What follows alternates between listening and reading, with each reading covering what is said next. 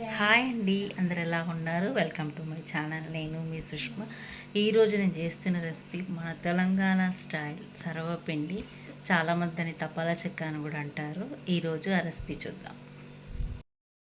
సర్వపిండికి కావాల్సిన ఐటమ్స్: బియ్యపిండి, పల్లీలు, పచ్చిమిర్చి పేస్ట్, ధనియాలు, ఉల్లిపాయ, నువ్వులు, శనగపప్పు, కావాల్సినంత సాల్ట్, కరివేపాకు.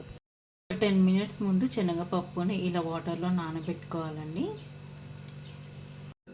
మీకు చూపించిన ఇంగ్రీడియంట్స్ అన్నీ ఒక్కొక్కటి పిండిలో వేసుకొని పిండి కలుపుకోవాలండి. తగినంత వాటర్ పోసుకొని ఈ సర్వపిండి పెట్టడానికి మనకు సపరేట్గా గిన్నెలు కూడా దొరుకుతాయండి. ఆ గిన్నెలలో పెడతారు. కరివేపాకు, కొంచెం సాల్ట్, మీ టేస్ట్గా సరిపడా సాల్ట్ వేసుకొని ఇలా కొద్ది కొద్దిగా వాటర్ పోసుకొని పిండి మంచిగా కలుపుకోవాలండి, ఇలా సాఫ్ట్గా. ఇప్పుడు ఈ పిండిని ఒక బౌల్లో కొంచెం ఆయిల్ వేసుకొని దానికి ఈవెన్గా స్ప్రెడ్ చేసుకోవాలి.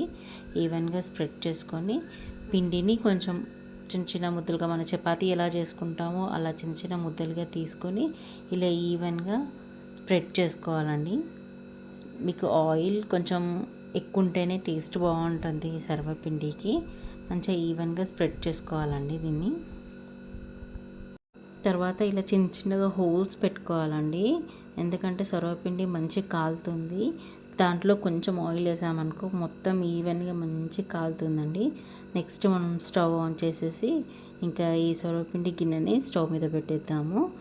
ఈ మీడియం ఫ్లేమ్లో పెట్టాలండి. మీడియం ఫ్లేమ్లో పెట్టేసి ఒక 5 to 10 మినిట్స్ అలా వదిలేసామనుకో మన సర్వపిండి చూడండి రెడీ అయిపోయింది. ఎంత బాగుందో చూడడానికి. ఎమ్మి ఎమ్మి సర్వపిండి రెడీ అయిపోయింది.